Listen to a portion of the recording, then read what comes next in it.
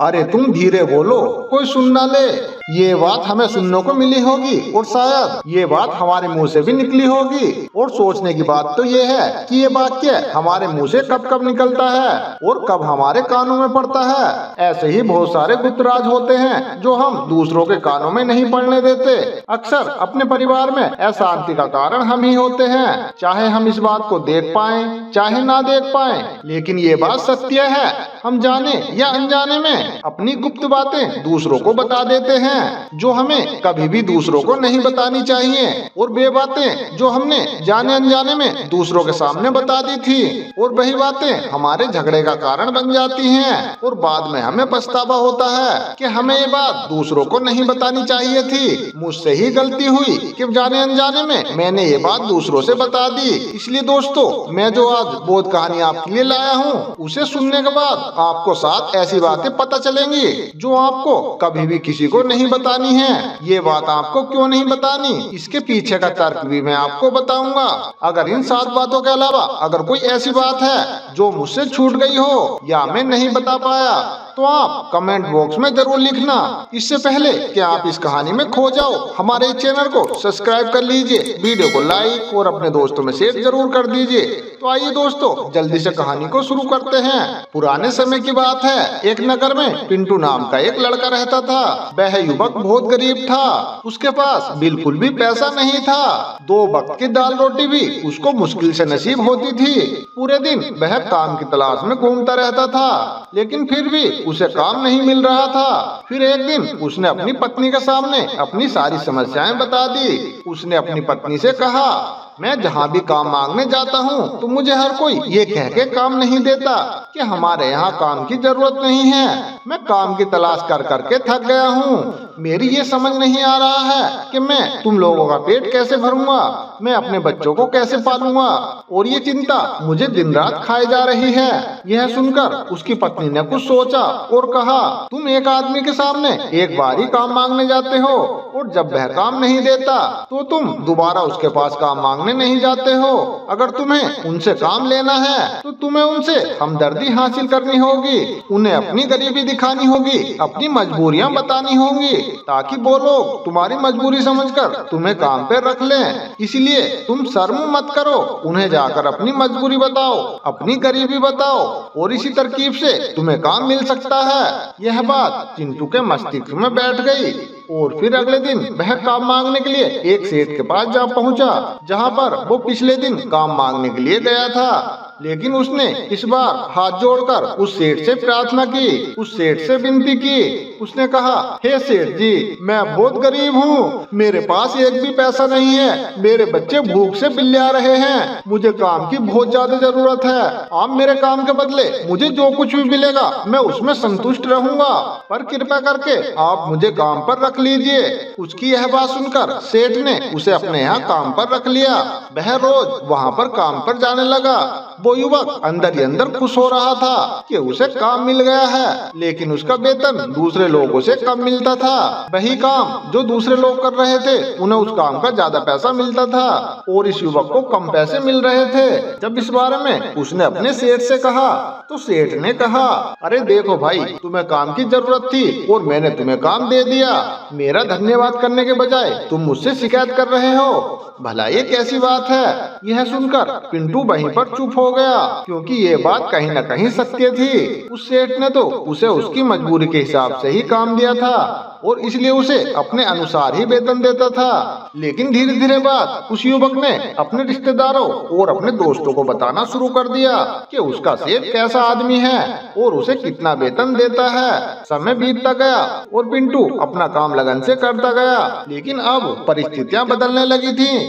अब पिंटू दूसरे लोगों से ज्यादा काम कर लेता था। वह सेठ दूसरे लोगों से ज्यादा पिंटू से काम लेता था और उसे दूसरों से कम वेतन देता था। यह बात पिंटू को बहुत ज्यादा खलती थी। वह दूसरों से ज्यादा मेहनत कर रहा है और उसे दूसरों से कम वेतन मिल रहा है। इससे उसके आत्मसम्मान को बहुत ज्यादा ठेस पहुंच रही थी। अब जाहिर सी बात है कि ऐसी जगह भला किसका काम करने को मन करेगा, जहां आदमी को अपने आत्मसम्मान के साथ समझौता करना पड़े। इसलिए जल्द ही उसने अपना काम छोड़ दिया और वह अपने घर पर आकर खाली बैठ गया। अब उसके पास घर का खर्चा चलाने को भी पैसे नहीं बचे थे, इसलिए उसने अपने सगे संबंधी और दोस्तों से सहायता मांगनी शुरू कर दी। लेकिन उसके दोस्त उसे दया का पात्र समझते थे। सामने तो उसे दिलासा देते थे, लेकिन पीछे से उसका मजाक बनाया करते थे।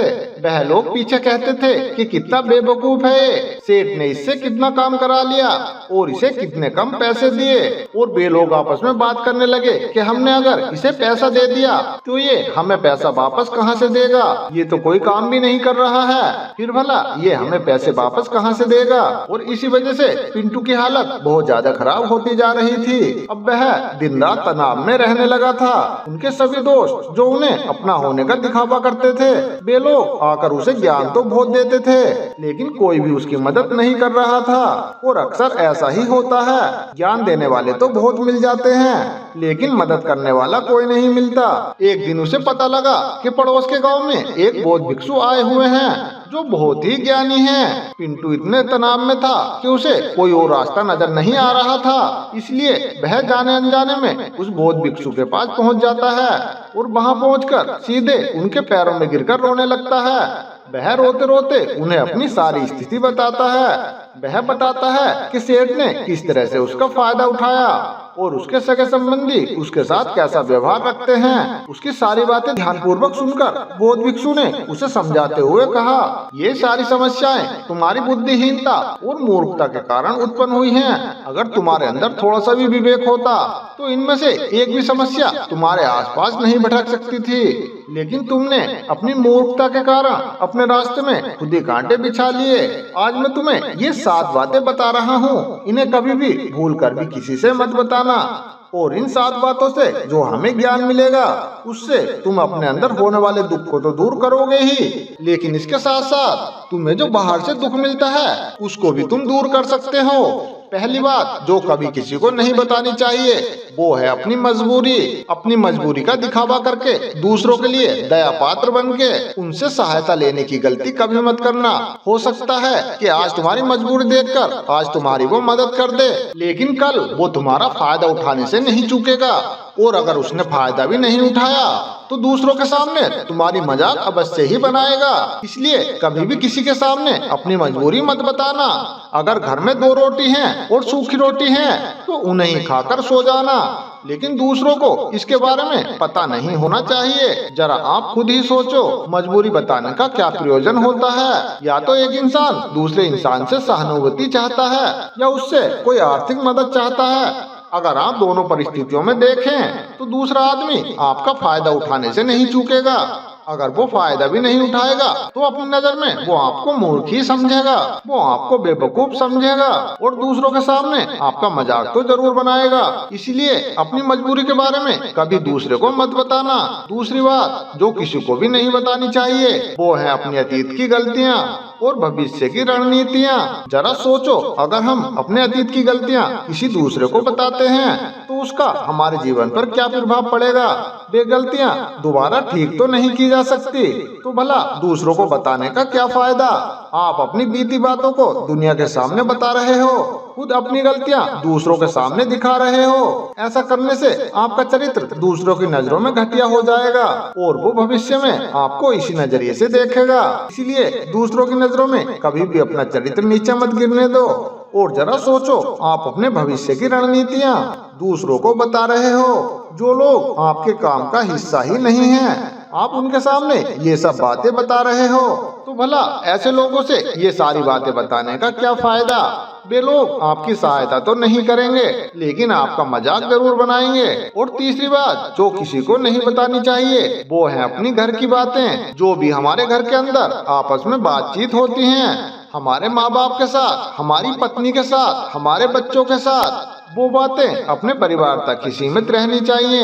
अगर आप इन बातों का दूसरों के सामने ढंढोरा पीटते हो तो दूसरों को आपके घर में घुसने का मौका मिल जाता है और वो इसका फायदा उठाने से कभी नहीं चूकेंगे।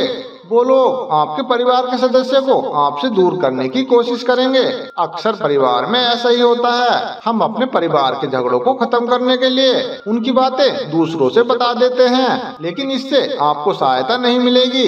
ऐसा करने से आपके घर का लड़ाई झगड़ा और ज्यादा बढ़ जाता है। और आप जरा सोचिए, आप अपने मम्मी पापा की बातें दूसरों से बताएंगे, तुम्हारे मम्मी पापा को कितना बुरा लगेगा कि हमारा बेटा हमसे बताए बिना ही दूसरों से हमारी बातें बता रहा है। इसलिए अपने घर की बातें और अपने घर के लड़ाई झगड़े कभी किसी दूसरे को नहीं बताने चाहिए। दोस्तों, कभी भी अपनी आमदनी किसी को नहीं बतानी चाहिए। जरा आप सोचिए, अगर आप अपनी आमदनी अपने दोस्तों को बता देते हो तो जब आपके दोस्तों को जरूरत पड़ेगी तो वो सिर्फ आपको ही याद करेंगे, क्योंकि उन्हें पता है कि आपकी आमदनी ज्यादा अच्छी है तो आप ही उनकी मदद कर सकते हैं और इसलिए ज्यादा लोग आपसे सहायता मांगेंगे। और जब आप उनकी सहायता नहीं करेंगे तो वो सोचेंगे कि इस आदमी के पास पैसे हैं, ये मेरी सहायता कर सकता था, लेकिन ये मेरी सहायता क्यों नहीं कर रहा है। और इसलिए आपकी आमदनी आपके दोस्तों के साथ झगड़ा पैदा कर सकती है। अगर आपकी कम आमदनी होगी तो आपका मजाक बनाएंगे, अगर आपकी ज्यादा आमदनी होगी तो लोग आपसे उधार मांगेंगे।